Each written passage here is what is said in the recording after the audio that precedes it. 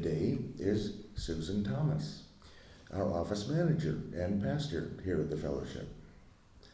You remember the story of the elves and the shoemaker? Little elves would come in late at night and perform exquisite fine work to be discovered finished in the morning. That's Susan. But like many other people who do a lot of things at the fellowship is not her main thing. Susan's main external activity is music, performance, teaching, composition. She served as violinist in the Virginia Symphony for 14 years and teaches violin, viola, cello, piano, and voice. And as if the teaching of music is not a big enough ministry of itself, Susan tends to get the special students, either those with special needs or musical prodigies that need special guidance to realize their full potential. So please welcome the all too often invisible fairy godmother of the fellowship, Susan Thomas.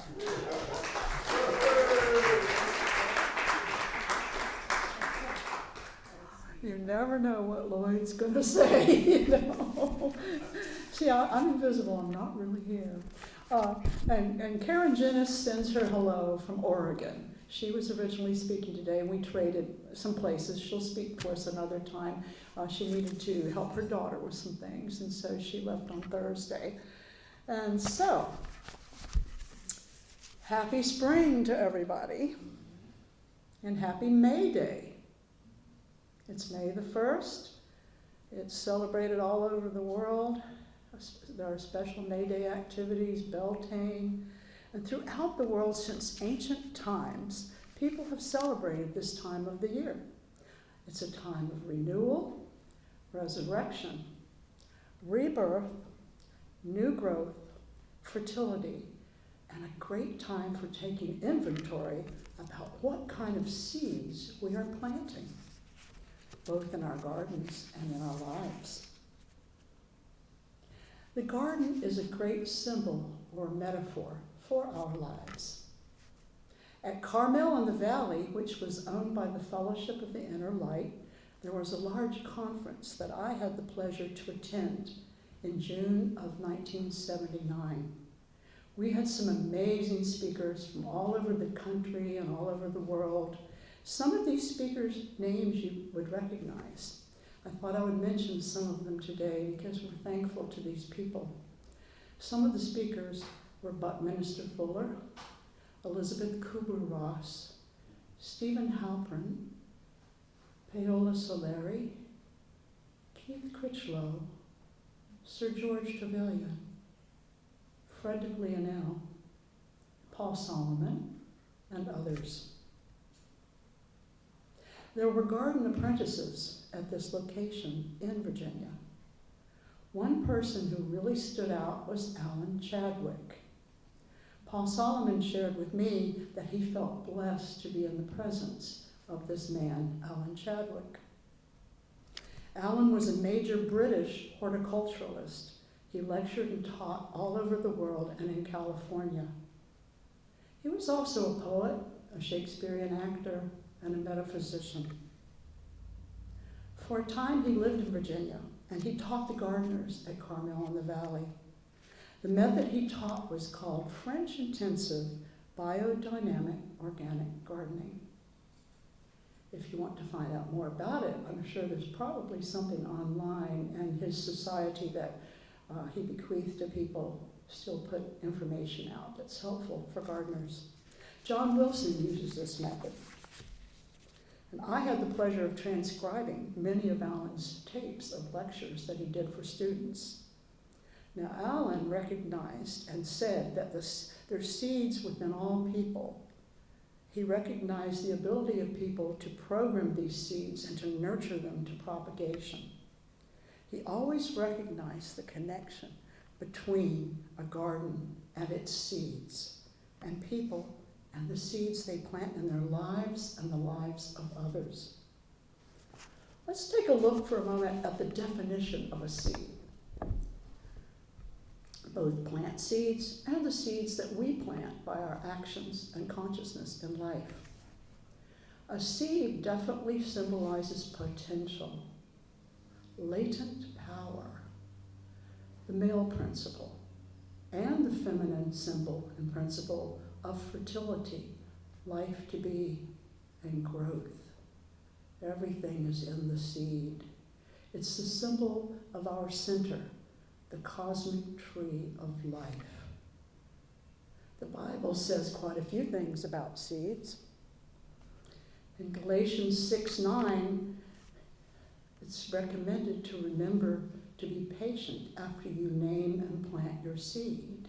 Your harvest comes if you stay in faith. This verse in the Bible says to not let us get weary in our well-doing. Keep it up, for in due season we shall reap if we don't give up. Sometimes it's too easy to feel like we have to, but we've got to keep going if anything we're doing is with love, and it will yield a positive outcome. Some people have asked me, is prayer a seed? Well, there are some that say that prayer is a supernatural seed that can never die. It will always yield fruits. There's a parable of the sower in the Bible. The fruit of prayer always ripens with time. It's a seed that can't be destroyed. So our prayers are powerful. Let's remember that. And what did Jesus say about seeds? Jesus told this parable. The kingdom of heaven is like a man who sowed good seed in his field. But while everyone was sleeping, his enemy came and sowed weeds among the wheat and went away. When the wheat sprouted and formed heads, the weeds also appeared. So certainly on planet Earth, one way or another, we all have to do some weeding. And weeding can happen, and it can cause healing, both of a garden and of a person. The Apostle Paul said that we're all farmers.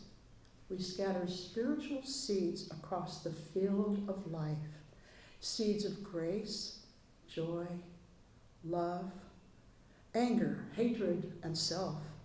As sure as the sun rises, those seeds will bear fruit at harvest time.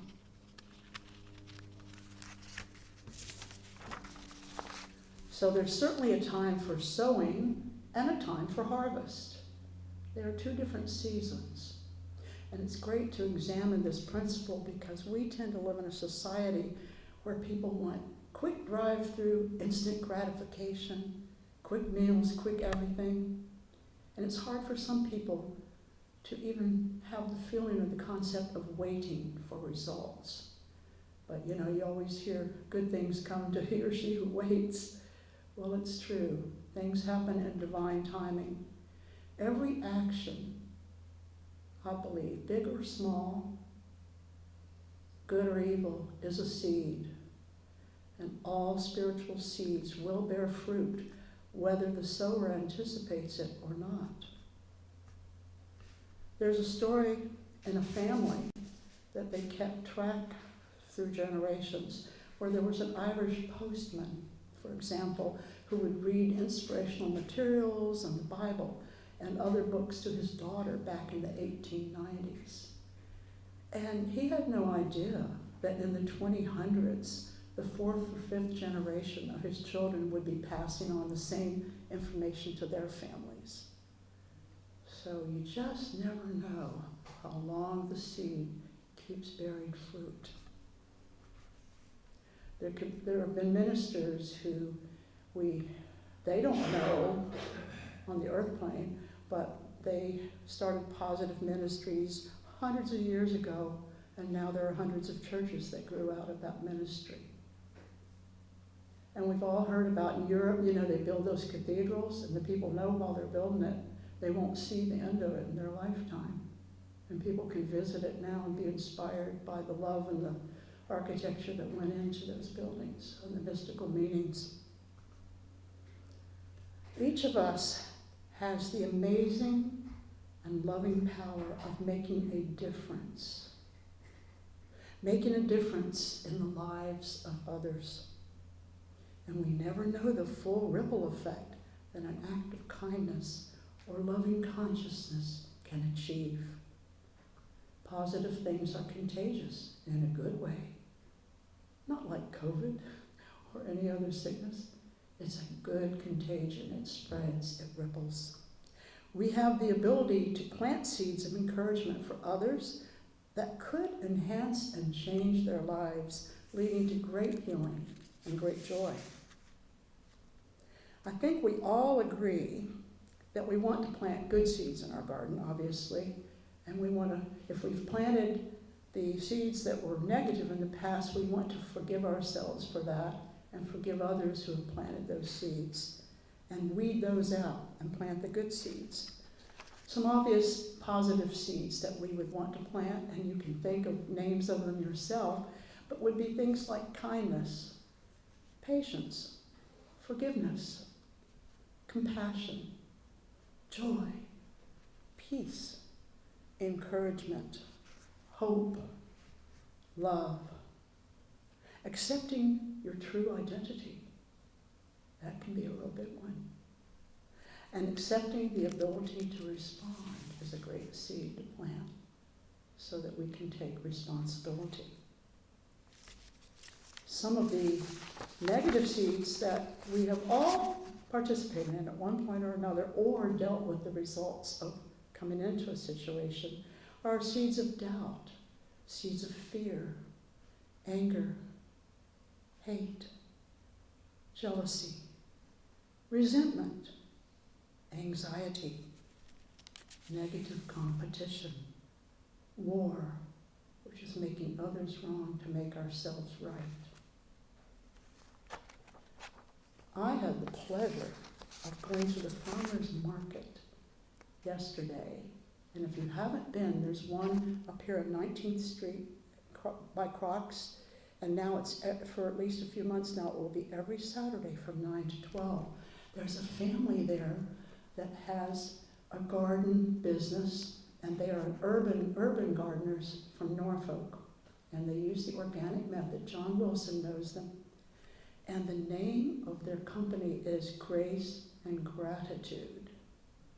And the lady, the sweet elderly lady sitting there that was helping, that's in the family, she asked me what I do, and I said what I was getting ready to do today. She goes, tell them that our motto with every seed we plant and with every plant that we put in the ground is that if we plant with gratitude, growth and grace will come.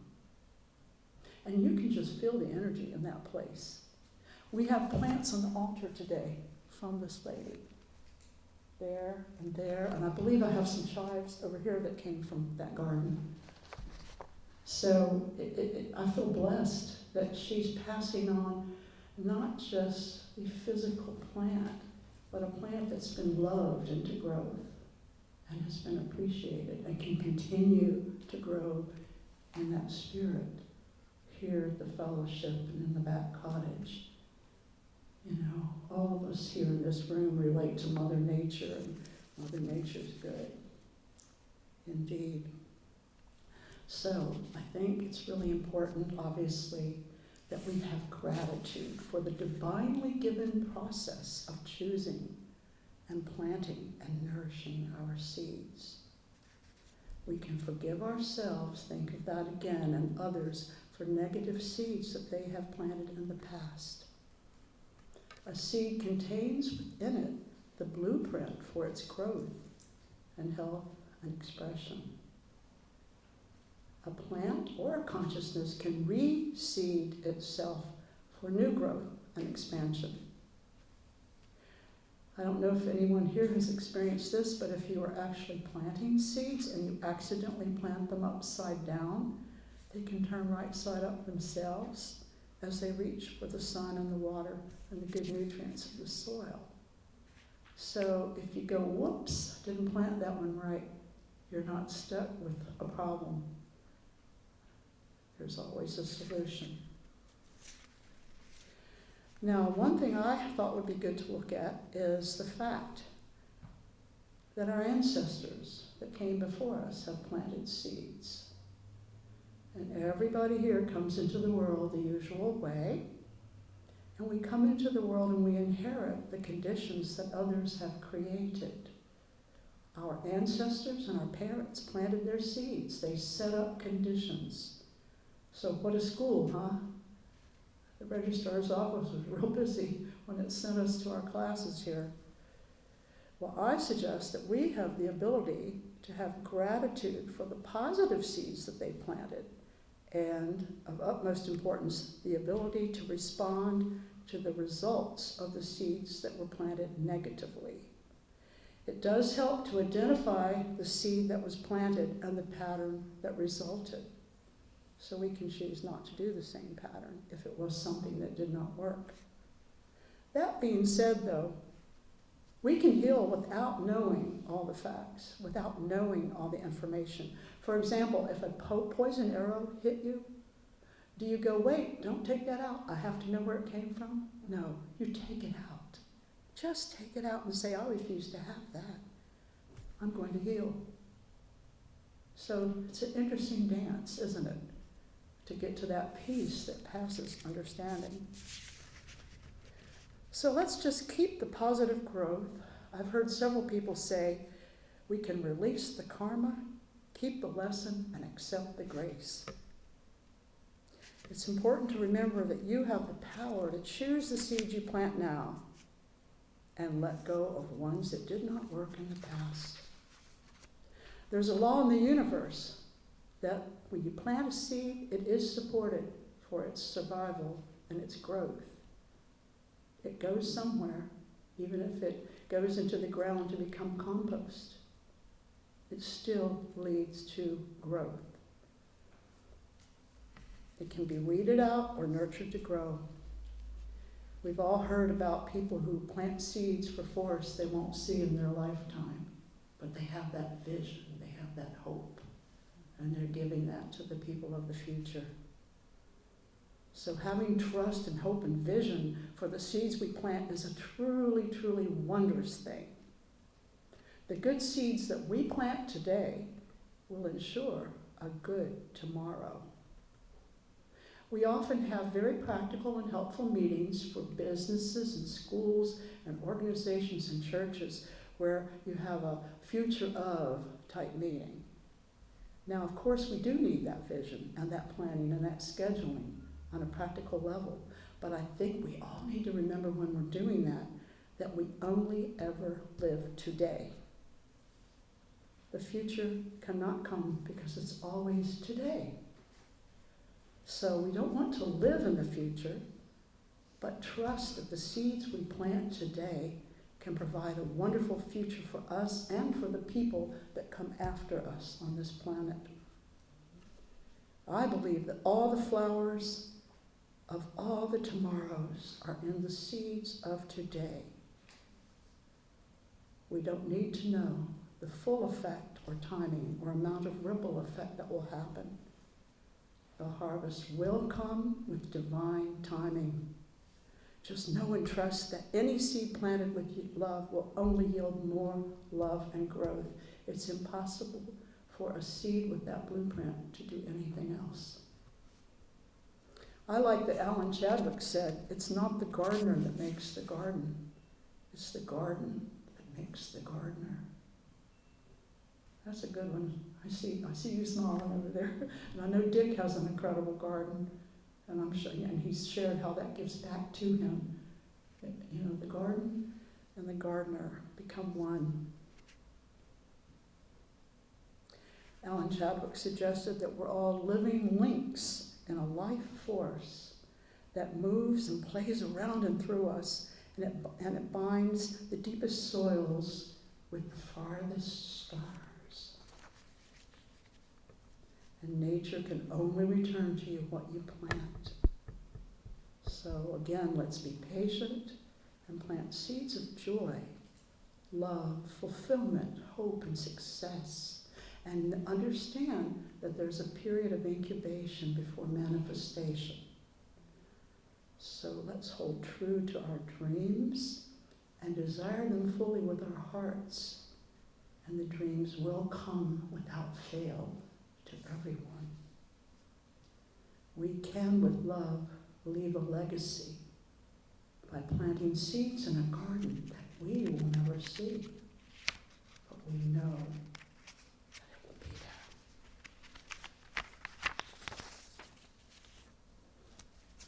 Bruce is going to come up and pass out some sheets. Do you have those? Yes. And I'll be telling you about what we're going to do with them right now.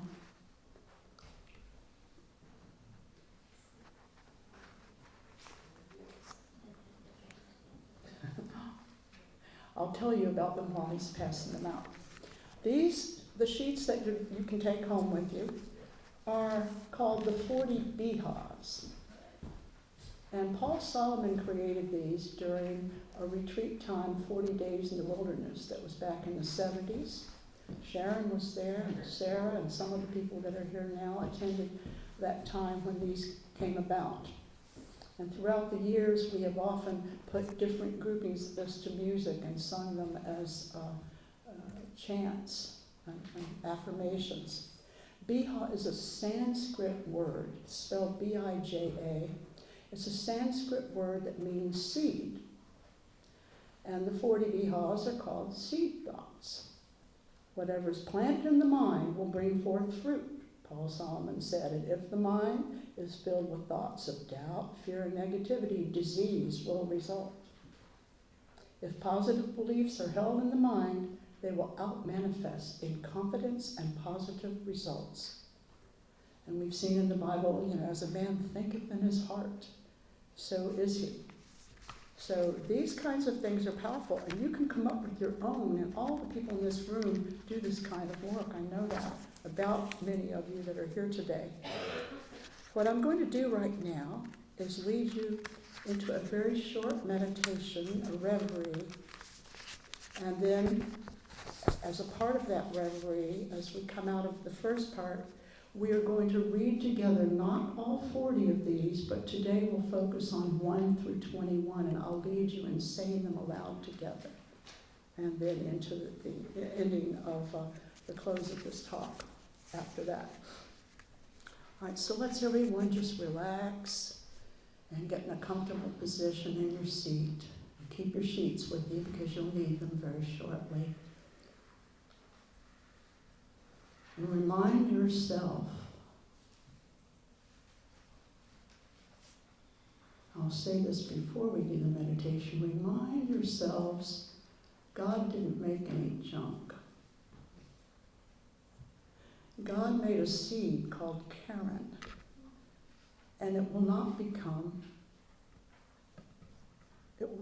George. Made Carol Steinberg a seed. She keeps becoming Carol Steinberg. The blueprint is there, and God didn't make any junk. We're all born of love, finding out more and more who we really are and how to express it and be it and rejoice in it and worship together as the light beings that we are. So, recognizing yourself as a seed of God's expression in the world. Take a breath, a divine breath of God that's been given to you, the source of your being. And breathe it in and breathe out. And breathe in again, very relaxed, the breath of love, of God, of the power of God. And feel this light fill every cell in your physical body temple as you allow more of yourself to be here, more of your soul to be here.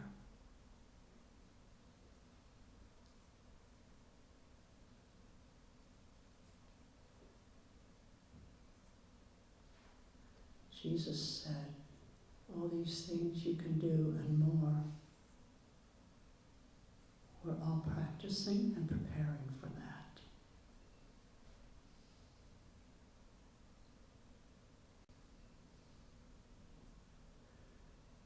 Picture a peaceful place that you like. It could be a meadow. Perhaps you can sit on a bench there. and say thank you to Creator with gratitude for the temple that you live in, the planet Earth that you live upon. And thank God for God's seeds.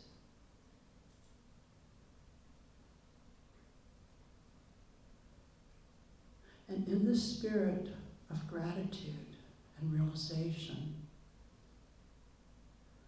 let us stay in this peaceful way and open our eyes, and we will say together 1 through 21 of the 40 Behas given to us by Paul. My prayers are powerful. My creative consciousness changes things. What I create is. The world depends on me. Reality is my creative responsibility. The world is waiting for me to change it. My Father has called and is waiting for me to wake up. God needs my cooperation. The divine plan is waiting for my involvement. My involvement makes a difference. I have abilities this world needs. Love is my greatest asset. Whatever I love is affected. My love is a dynamic force. God has a plan in completing creation and the tool through which it will be done. If the divine plan works, it will be because I have helped. The perfection of the divine plan is dependent on me. The divine plan will work. I have decided it. God and I will build a new heaven and a new earth together. God has asked for my ideas on how the new heaven and the new earth should be. And one more for today. I am a co-creator with God. So indeed, we could be called God seeds. God seeded the earth. Here we are. And so we have the ability and the responsibility to plant seeds that help ourselves and everybody else and the planet. I want to close today with some words from a woman that lived 900 years ago, approximately. And some of you have heard of her, Hildegard von Bingen. I know Carol knows who that is. Hildegard felt that the whole cosmos laughs. So enjoy when you have laughter. It's a gift. It moves energy. Laughter and tears both move energy. And she felt that Jesus laughed, the whole cosmos laughed. And you know God must be laughing. If we look at all the stuff sometimes, you know.